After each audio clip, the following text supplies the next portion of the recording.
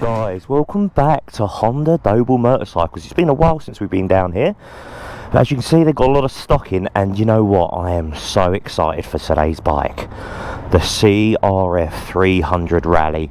I have wanted to test this bike for ages. I hadn't even got a chance to test ride the previous bike, so to say I'm a little bit excited is a huge understatement. This bike is a brand spanking new bike, hasn't been out anywhere.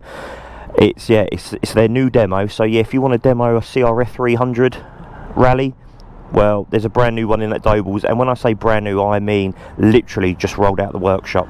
What can I say? She's a beauty, isn't she? We'll go into all the specs, we'll go into all the changes for 2025, but what we like to do first is we like to get out for a ride, don't we? We like to see what the bike is like first. But first impressions are quite impressive. We have to be very gentle as well, because those tyres are brand spanking new. But I love it already. I love it. It's a light bike, 153 kilos, so yes, I'm excited, guys, if you cannot tell. But yeah, as you've probably seen the videos I've been doing recently about enduro bikes I want and all that good stuff. And there's the head honcho, Paul, who's just arrived here. Yes, it is in. It's, you know what, the seat again is firm, but it's comfortable. The seat height is slightly lower on this bike. I think it's only by about 5 or 10 mil, but we'll go into all that shortly. But yeah, I can get my feet down nice and easily. Ergonomic, obviously. Yeah, I just like everything about it because it's small. I like these small sort of bikes, you know. And then we turn the ABS off there if we want to. I love all this new plastic shrouding over the top there as well. But okay, well, let's not nerd out too soon. Let's take it for a bit of a ride first. That clutch is an absolute delight, and see what we think. Oh, do you know what? I love a light clutch. Oh, absolutely love it. Okie doke, the seat is firm. Thank you, Honda. I don't know what you're putting in them. I really don't. You must be getting some hardcore from the local building merchants.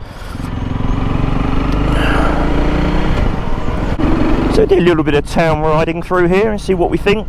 I love the seating position, first of all. Yes, you do sit on it rather than in it, if that makes sense.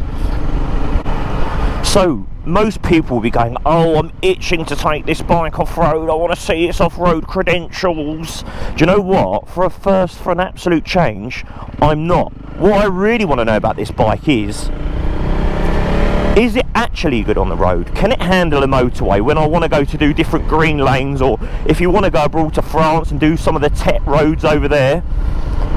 You know, because obviously I've had, you know, KTMs in the past who are full-on enduro bikes. They're no good for the road. You know, you couldn't commute on that type of bike. You know, to be honest, just getting between green lanes on the road was a bit of a pain. So it will be interesting to see if this bike is a do-it-all. Can you tour on it? Then can you get to the green lanes and have a bit of fun? But yeah, for me it really is just about how well it handles longer distances.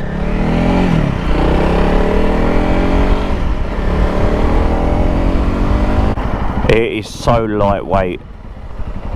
I love that.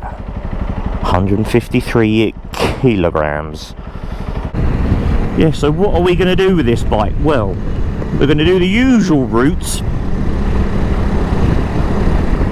where we're going to end up on the motorway, because I want to see if I could go on a long journey on this between green lanes, as we've already discussed. So yeah, basic LCD type this screen there, so nothing too excited to write home about. We can turn the ABS off if you want to do a bit of soft-roading,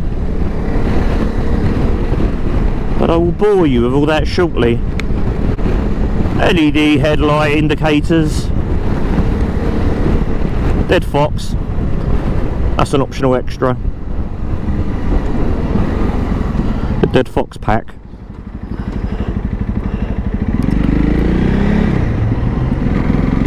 I should have to give some sort of warning, don't I? Some trigger warning. Seems to be warnings for everything on TV nowadays, just in case someone's offended. Yeah, so a bit of a strange one today, guys. I was walking down the road after I'd parked up, got all my bike gear with me and whatever else, and I see a face I recognise. So I was walking down the road, I thought, well, I know that guy. Anyway, long story short, it turns out it was Peter's previous owner.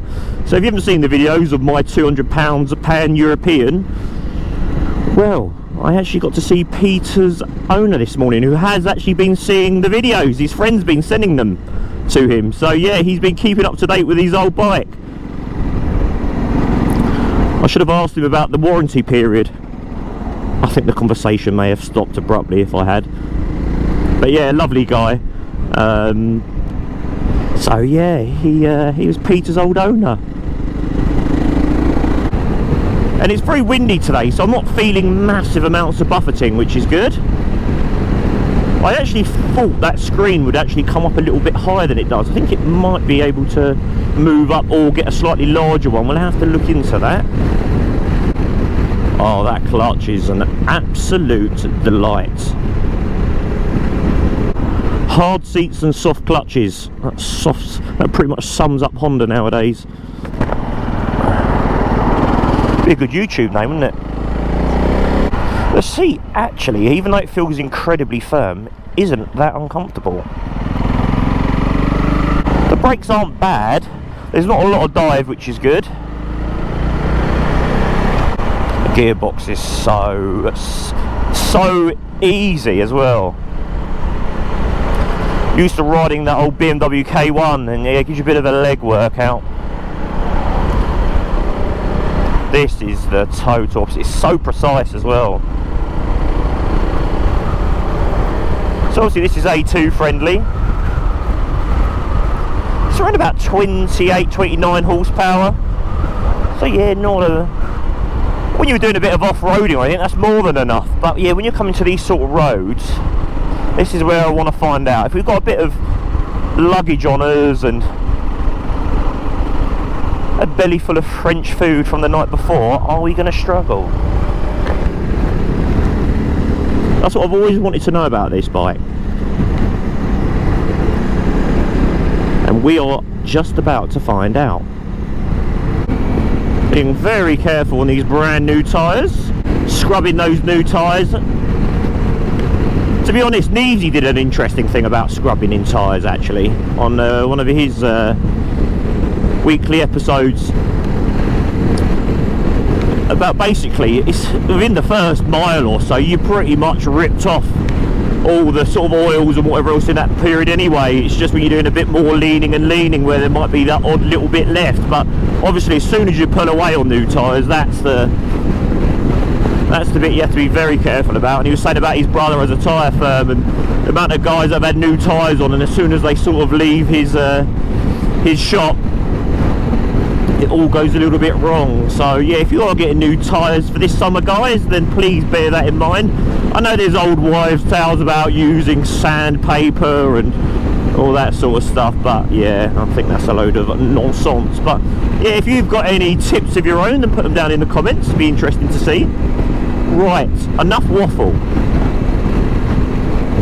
Can this bike commute at a sensible pace on the motorway?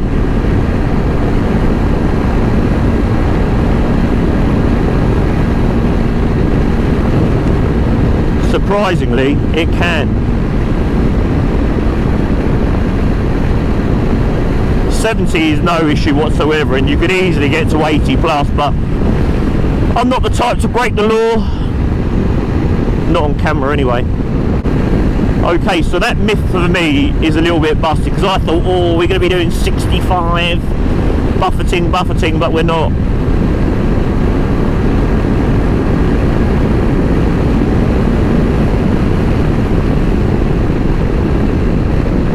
The light is obviously changing, it's flashing there for me to change up, but obviously I've run out of gears at that point. So yeah, 75 isn't a problem at all. So yeah, if you wanted to do 75 on the motorway in France or the Autobahn, because that's where it's legal, right, wink wink. And it is really windy today and I'm not being buffeted at all. It's better than I thought it would be on the motorway by quite a bit.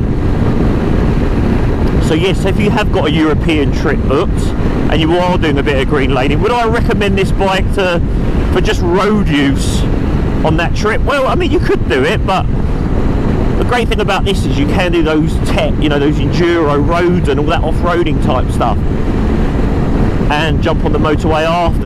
No bike is all things to all people, but this is a good compromise, especially at the money, which is about £6,599. But again, I will go into the weeds when we pull over and have a proper look around. But first thoughts are, yes, it's more than enough oomph. Obviously we won't be testing its off-road capabilities today. It's a brand new bike, and this will end up being a customer's bike at some point, so we are treating it like it's our own bike, as we do all of these demo bikes. But also we've got to be honest with each other as well, right? No, it obviously doesn't feel as well built as an Africa Twin or whatever else, but it's half the price, right? So you've got to manage your own expectations from that kind of point. But the thing is, if it was as well built as an Africa Twin, then it'd be twice as heavy. So this bike is all about being just enough. Yeah, we could sit on the motorway all day with no problem at all. I'm just quite pleased that wind buffeting isn't so bad. I thought that screen wasn't going to be big enough, but it is. Right, let's give the brakes a good try down here as well while we're at it.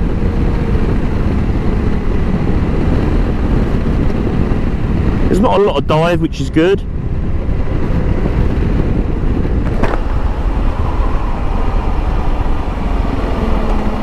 They're not bad. The front takes a little bit more effort than you may potentially think, if I'm being critical. But again, this is a brand new bike. The pads haven't been worn in, so it's a bit unfair to be giving you a too earlier sort of thought on that. Once the pads are bedded in, then I'm sure it will be even more responsive. A guy come up to me, funny enough, in Doble, an Italian guy who's got a Fireblade. He said, "Oh, I love that bike. Oh, I love it. What is it?" So I said, "Oh, it's the CRF300 Rally." And he said, "What, 300cc?" So I said, "Yeah." And "Oh, that's not enough. That's not enough." So I said, "Oh, you need to have a ride." He goes, "Oh, I've got a 200 horsepower Fireblade." But let's be honest, we're using a 200 horsepower Fireblade on the road, especially around these sort of roads, so it's fullest. Obviously you can use it and enjoy it, but where this is, I can use every inch of it and a bit more. It really has got enough, and that's really what I wanted to find out today, because I've always liked this bike, I've always been interested in it, but I think everyone's sort of first thoughts are, it's not going to have enough oomph.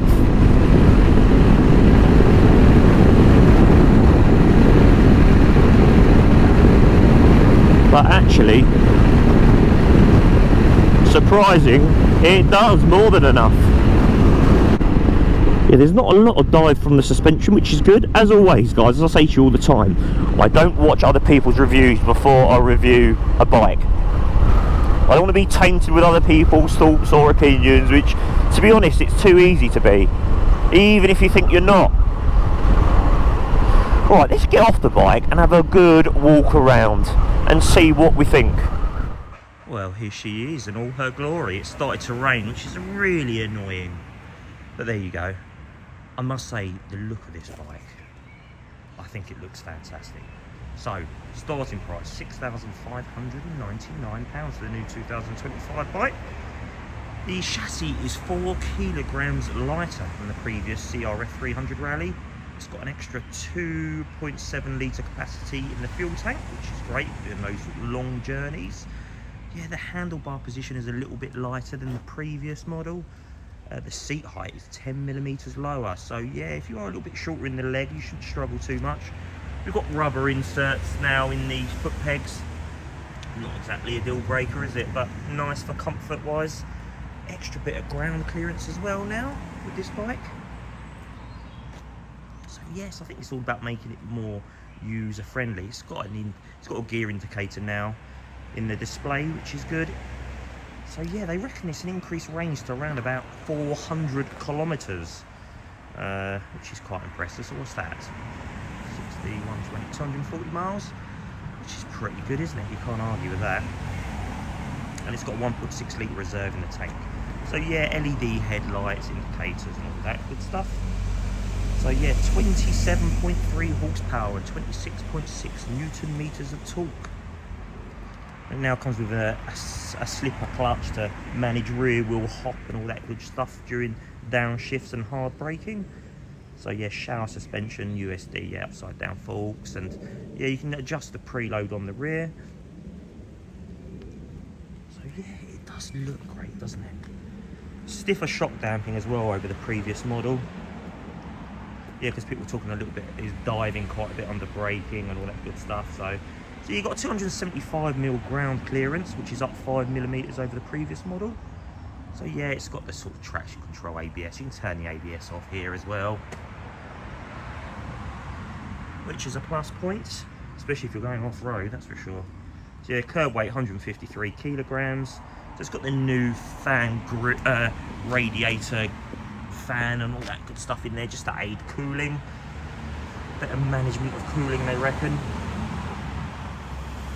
And yeah, that sort of sums up the difference in the changes. Obviously, over the standard CRF300, you obviously get the bigger tank and you get the more rally-inspired fairing, that sort of rally raid look to it, which I do really like, actually. I know some of you out there might not be a fan, but I must say I do like this. And obviously it's an A2 license friendly, and there's so many accessories you can get for them. Absolutely loads. Yeah, so this one, really, the rally over the standard one, is more about road riding, really. I mean, it's obviously fantastic for doing a bit of off-roading as well, but it is really more focused on sort of touring more. Obviously, it's got a bigger fuel tank and all that good stuff. So yeah, if you are using it on the road more than you are dirt, then I think this is probably the one for you. But yeah, it's got a better mapping and just general updates for this year. So yeah, it's supposed to be a little bit smoother on the throttle. I thought the throttle was fantastic. Had no issues with that whatsoever. I just love this fairing here as it comes up over the engine. You think, oh, would that be an issue with heat? But it's not at all. The air sort of circulates down through there and cools the bike down actually better than it would standard, apparently. So that's really cool. But yeah, I'd like to see some other bits and bobs on there, some crash bars maybe, but the whole point of this bike is trying to keep it light. So yeah, when you start adding scaffolding and whatever else, then it gets a little bit heavy. There's a couple of people who are saying they don't like the front headlights because they're not matching even, they look a little bit awkward. I actually kind of like that, actually. So yeah, this screen is not adjustable, but you can change that for a larger screen. I just even love the way even the horn is all encased in there as well. The coolant bottle. Yeah, it's a typical Honda, just very well thought out.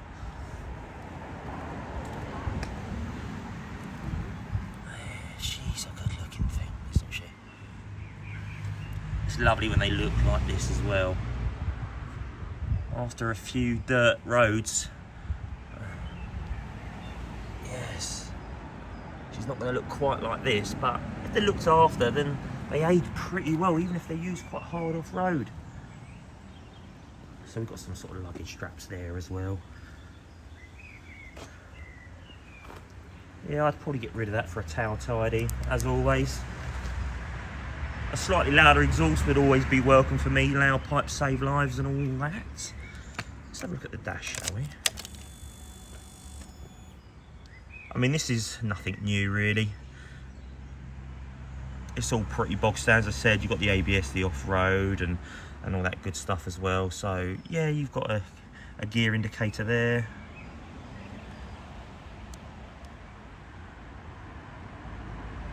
Yeah, so nothing crazy with that. It's just trying to keep it simple.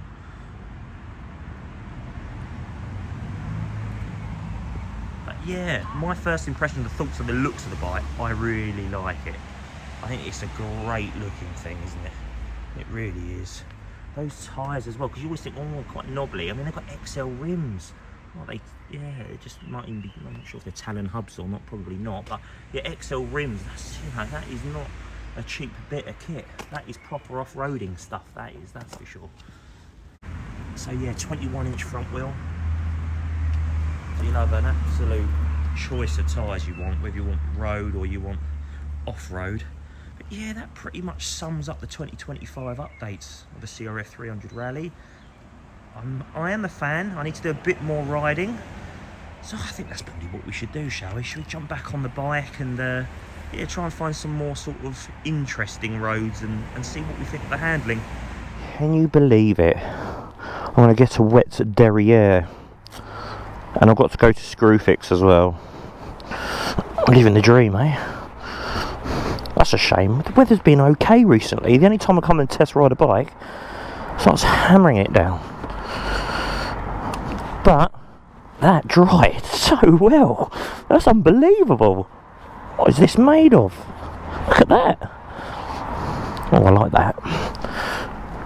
Oh, so that'll be easy to clean off of mud and stuff when you go off-roading.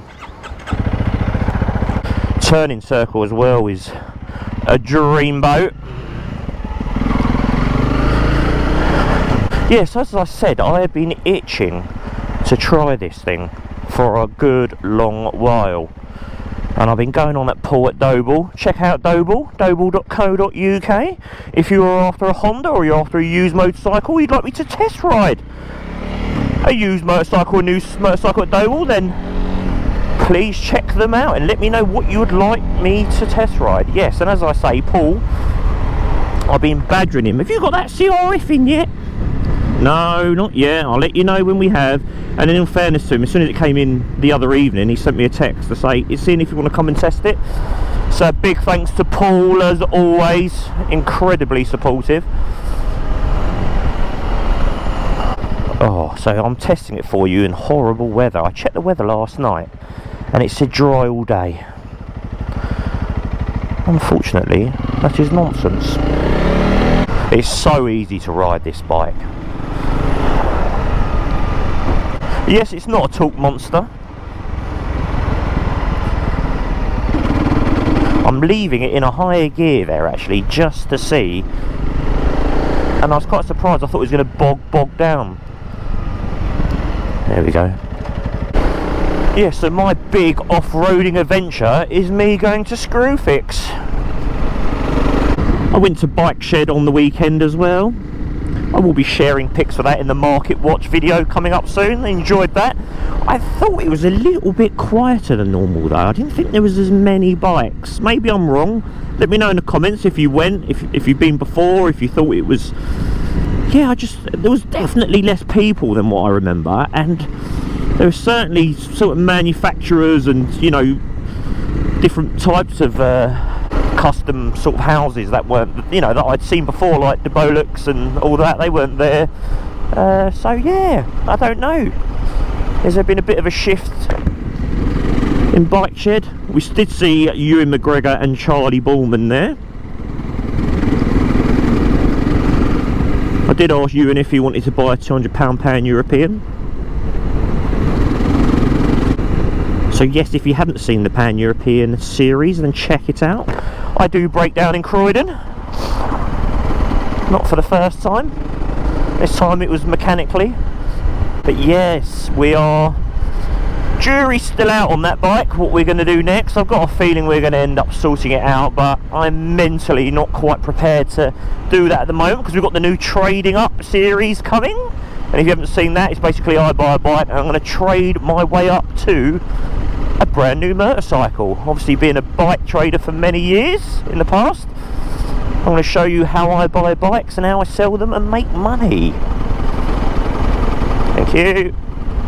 So if that is something of interest to you, then please watch that, because we'll be buying all types of motorcycles.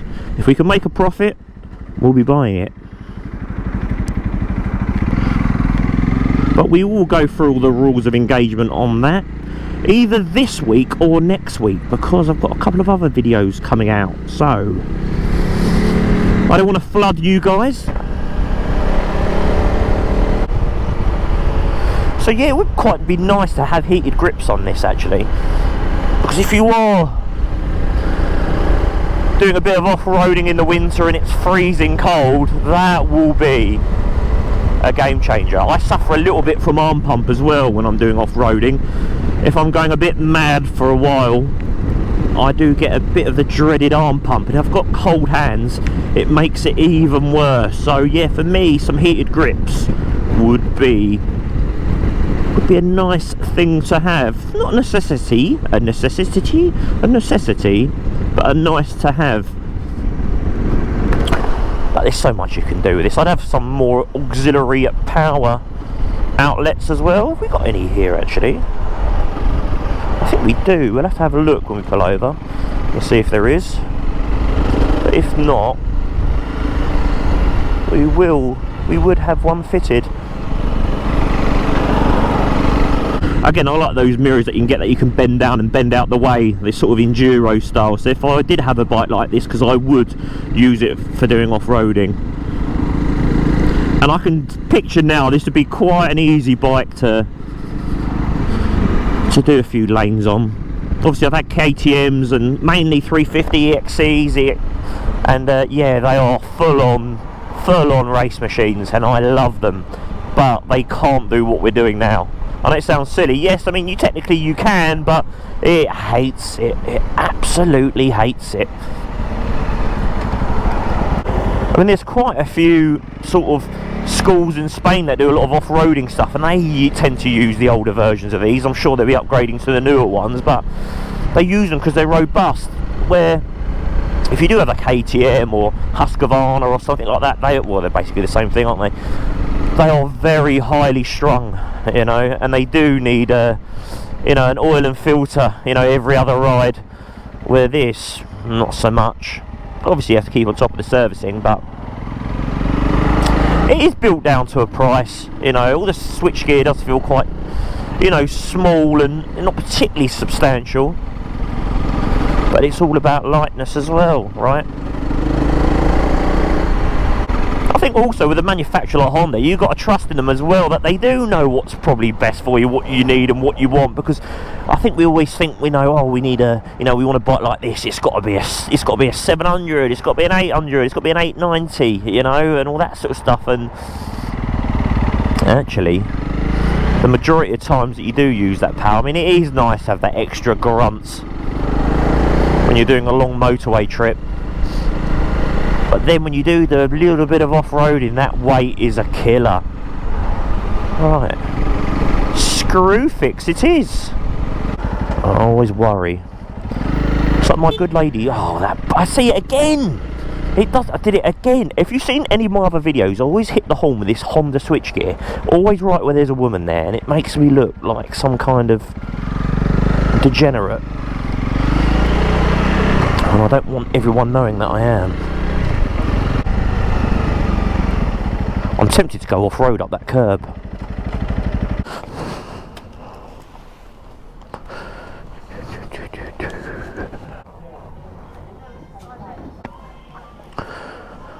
Ben? Yes. There you go. Lovely job. Thank you, mate. Thanks very much. See you later. Oh, I like the little carrier case there as well. That's cool, isn't it? Do we have any power outlet sockets here at all? Not that I can see. I can't see any 12 volt outlet there at all. Maybe I'm blind. Or it's probably an option, isn't it? So look at this little cubby hole.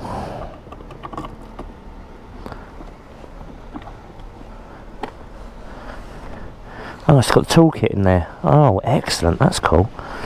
A little toolkit cubby. I think the previous model had this actually, but as I say, I never actually got to test ride the original.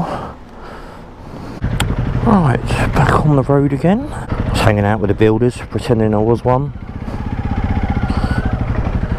Got to practice my swearing. Right, big bump test.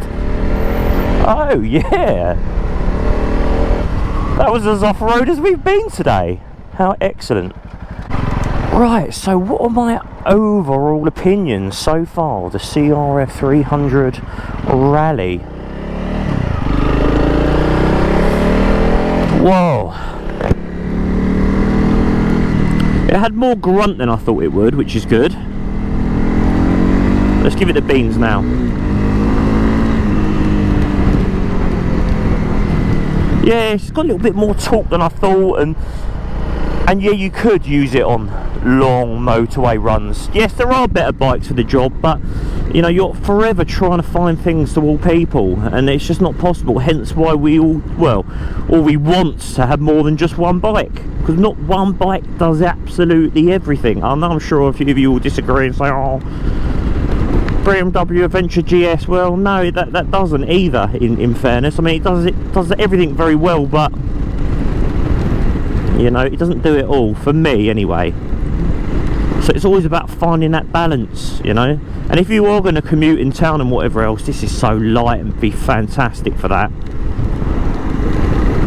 It doesn't give you the same feeling though if you are on, again, it's not a fair comparison, so please don't take this out of context. Like if you are sitting on an Africa Twin or whatever else, that obviously makes you feel way more sort of special, that you're on something way more sort of special, which is obviously double the price, and you know, it's 369, nearly 4 times the capacity, you know. But no, don't think you're getting a cut price Africa Twin, because you're not, you know. But yes, I could see myself owning a little bike like this. Would I want it to be my only bike? No, I wouldn't. If I'm honest with you, it couldn't fulfill that role. But as I say, I've got friends who like to do sort of a lot of off-roading type stuff and whatever else, and you know, we like to do trips away, and you could do it on this, and I mean, you could do it, but yeah, again, like everything, there are always better bikes for the job, but it does it all. Does it all average, I would say, which is a big compliment to it. I can't say does it all well, you know. It can't do the motorway well, because it doesn't. Off-roading it will do, it'll be capable, but say it'll do it well compared to what? You know, something else in that class that is way above this in off-roadability. So I think that's always the problem, right?